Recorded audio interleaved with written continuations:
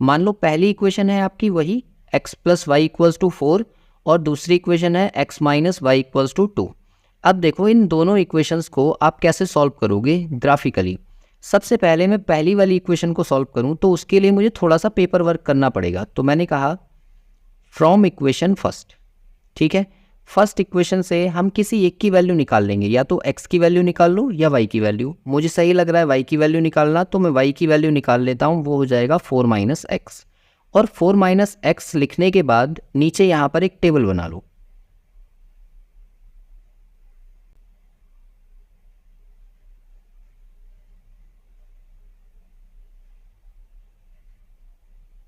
इस टेबल में एक तो x और एक y, इसकी वैल्यूज़ हमें भरनी है। और कितनी वैल्यूज़? मिनिमम 2 होनी चाहिए, मैक्सिमम आप 3 निकाल सकते हो, 4 भी निकाल सकते हो।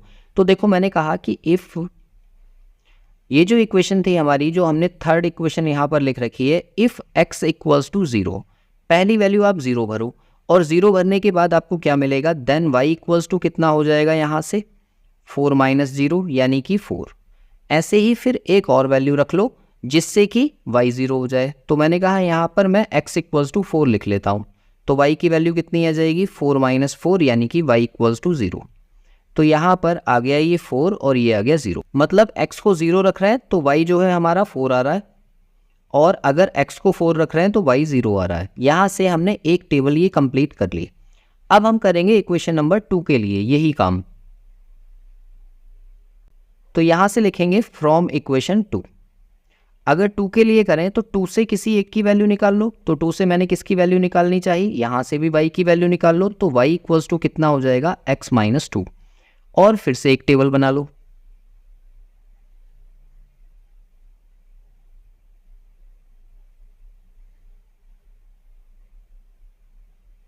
अब देखिए यहाँ पर भी x और y की वैल्यू मुझे निकालनी है। तो मैंने कहा ये जो इक्वेशन नंबर 4 थी, इस 4 से इफ़ इसके अंदर क्या वैल्यू रखूं, x की जगह पर मैंने सपोज क्या रख दिया, 0 रख दिया। तो x को जैसे ही 0 रखेंगे तो y कितना आ जाएगा -2। ऐसे ही यहाँ पर लिख देता हूँ मैं y इक्वल्स टू 0 माइनस 2 यानी कि y इक्वल्स टू -2। फिर दूसरी चीज़, अगर x की वैल्यू मैं यहाँ पर 2 रख देता हूँ तो y कितना आ जाएगा 2 माइनस 2 यानी कि 0। मतलब अगर x मैंने 2 रखा तो y जो है 0 आ गया। फिर से वही बात, यहाँ पर कितने पॉइंट्स निकालेंगे, आपका मन है। मिनिमम 2 तो निकालेंगे, 2 से ज़्यादा आप 3 निकाल सकते हैं, 4 निकाल सकते हैं, वो क्वेश्चन के नंबर ऑफ मार्क्स पर डिपेंड करता है। अब देखिए यहाँ से दोनों इक्वेशन के लिए मैंने टेबल तैयार कर दी। पहली टेबल हमारी ये है और दूसरी टेबल ये है। इन दोनों टेबल को अब हम कार्टेशियन प्लेट यानी कि ग्राफ पर दर्शाएंगे। देखो जैसे ये आपके पास ग्राफ आ गया और इस ग्राफ पर आपको दोनों लाइनों को ड्रॉ करना है। तो एक्स एक्सिस और वाई एक्सिस ड्रॉ करने से ठीक पहले आप ये देखो कि मैक्सिमम वैल्यू एक्स एक्सिस पर कितनी गई है और वाई एक्सिस पर कितनी गई है। तो यहाँ पर देखो पहली लाइन में एक्स की वैल्यू +4 तक गई है और y की वैल्यू भी +4 तक गई है, और नेगेटिव में कितनी गई है, y की वैल्यू -2 तक गई है, और x में तो कोई है ही नहीं। तो आप ना देखो, जो सबसे पहली गलती आप क्या करते हो, जब आप ग्राफ को खींचते हो तो सबसे पहली गलती ये होती है आपसे कि आपने लाइन खींची और लाइन ठीक बीच में रखकर ये यहाँ से एक लाइन ड्रॉ कर दी। अब लाइन ये जो हमने ड्रॉ की है तो इसके अकॉर्डिंग ज़रा देखो कि x पर तो हम नेगेटिव वैल्यू कोई गए ही नहीं, तो यहाँ पर जो हमने ग्राफ का ये पार्ट खो दिया, ये तो वेस्ट गया ना। इसलिए ग्राफ को बनाने के लिए आपको क्या ध्यान देना है कि आप मिनिमम और मैक्सिमम वैल्यू जानने के बाद ही ग्राफ की लाइन ड्रॉ करो, ठीक है। तो किस तरह से ड्रॉ करेंगे,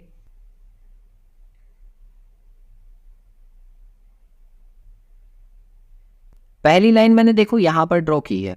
क्यों ड्रॉ की है यहाँ पर, क्योंकि मुझे पता है नेगेटिव एक्स एक्सिस पर कुछ लेना ही नहीं है, तो पॉजिटिव ही तो रखना है। अब देखो वाई पर नेगेटिव कितना गया है, वाई पर नेगेटिव गया है -2, तो -2 का मतलब ये है नीचे मैक्सिमम टू मैक्सिमम 3 बॉक्सेस रहने दो। तो दूसरी लाइन मैंने खींच दी है। यहाँ से आपको ये बेनिफिट होगा कि आपका जो ग्राफ है ना वो बहुत अच्छा दिखेगा। मतलब कहने का ये है कि देखो यहाँ मैंने बना दी एक्स एक्सिस और यहाँ पर मैंने बना दी वाई एक्सिस। अब देखो हम इन पॉइंट्स को दिखाएंगे और ये जो है ये हमारा ओरिजिन है यानी कि 0। एक लाइन इधर साइड में और दूसरी लाइन इधर साइड में, ऐसे इनको हम इन्फिनिटी तक दिखा देते हैं कि ये जो हमारी लाइन्स हैं ये इस तरीके से कुछ ड्रॉ हो रही हैं। अब देखो पहले वाले पॉइंट को हम ड्रॉ करते हैं जो कि हमारी पहली लाइन है। यहाँ पर दिया है 0,4, तो 0,4 कहाँ पर होगा? एक्स एक्सिस पर 0 और वाई एक्सिस पर 4। तो यहाँ से ऊपर जाओ, एक बॉक्स, 2, फिर 3, फिर 4। तो यहाँ पर पहला डॉट जो आएगा हमारा वो यहाँ पर आ जाएगा, ठीक है। इसको सर्कल कर दो, डॉट कर दो। फिर इसके बाद में दूसरा पॉइंट देखो, वो है 4,0, यानी कि x पर 4, यानी कि 1, यहाँ 2, यहाँ पर 3 और यहाँ 4। ये दूसरा पॉइंट आ जाएगा हमारा ये। और इन दोनों से होकर जाने वाली एक लाइन खींच दो।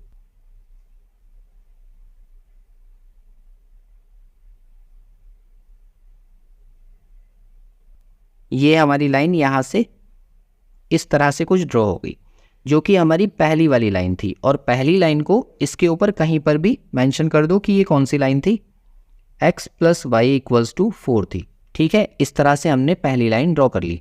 अब देखो दूसरी वाली लाइन का ड्रॉ करो। तो दूसरी वाली लाइन में दिया हुआ है 0,-2। तो 0,-2 किधर होगा? x पर 0 और y पर -2। तो यहाँ 1 होगा, यहाँ पर 2 होगा। इसका मतलब ये वाला पॉइंट है। इस वाले पॉइंट को सर्कल कर दिया। और फिर दूसरा पॉइंट कौन सा है? x पर 2 और y पर 0, यानी कि एक यहाँ पर इधर जाएंगे हम, तो यहाँ पर मार्क कर देंगे। ये हो गया हमारा दूसरा पॉइंट। और इन दोनों पॉइंट से होकर जाने वाली दूसरी लाइन खींच दो।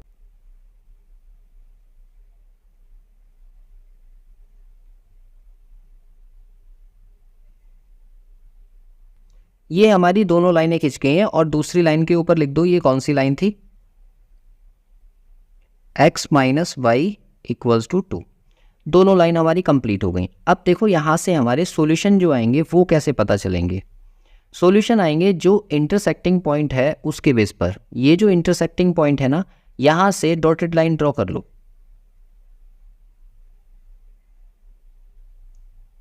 एक्स एक्सिस के साइड भी और वाई एक्सिस के साइड भी।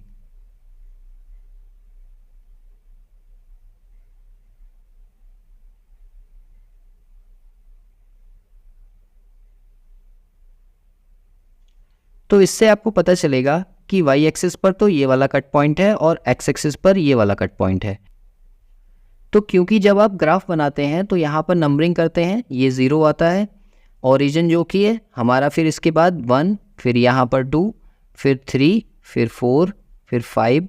इस तरह से ऊपर नंबर प्लस में चलते हैं और नीचे की साइड में जब आते हैं तो -1, -2, ऐसे ही नीचे -3। और एक्स एक्सिस पर भी 1 यहाँ पर, यहाँ 2, यहाँ पर 3, ये 4, फिर 5, फिर 6, ऐसे ही -1 इधर साइड में चलेंगे। तो आप ये देखो कि एक्स एक्सिस पर जो कट होने वाले कोऑर्डिनेट हैं वो कितने हैं? 3। और वाई एक्सिस पर कट होने वाले कोऑर्डिनेट कितने हैं? 1। तो यहाँ से हम ये बोल देंगे कि भाई x की जो वैल्यू आ रही है हमारी वो कितनी आ रही है? 3। और y की जो वैल्यू आ रही है वो हमारी कितनी आ रही है? 1। और इस तरह से हम ग्राफिकल मेथड से भी दोनों लीनियर इक्वेशंस को सॉल्व कर सकते हैं। ये हो गया हमारा ग्राफिकल मेथड। और इस ग्राफिकल मेथड में आपकी एक चीज़ और रह गई, ऊपर आप स्केल और लिख देंगे, SCALE, स्केल। स्केल में क्या लिखेंगे आप? एक्स एक्सिस पर आपने कितना यूनिट लिया है एक डब्बे को, ये 1 सेंटीमीटर का है, तो आप कह देंगे 1 सेंटीमीटर बराबर 1 यूनिट, ठीक है। और ऐसे ही वाई एक्सिस पर कितना लिया है? 1 सेंटीमीटर = 1 यूनिट। तो इसे आप अपने ग्राफ में कहीं कोने पर आप दिखा देंगे, ठीक है। ये ग्राफ आपका हो गया कंप्लीट। जो ये इंटरसेक्टिंग पॉइंट है इसके कोऑर्डिनेट आप लिख देंगे, कितना हो जाएगा? ये 3,1। बाकी ये कितना था? 0,4। ये वाला पॉइंट कितना था? 4,0। जितने भी कोऑर्डिनेट्स हैं वो सारे के सारे इस पर रिप्रेजेंट कर देंगे और ये ग्राफ आपका कंप्लीट हो गया। इस वाले मेथड को कहा जाता है ग्राफिकल मेथड।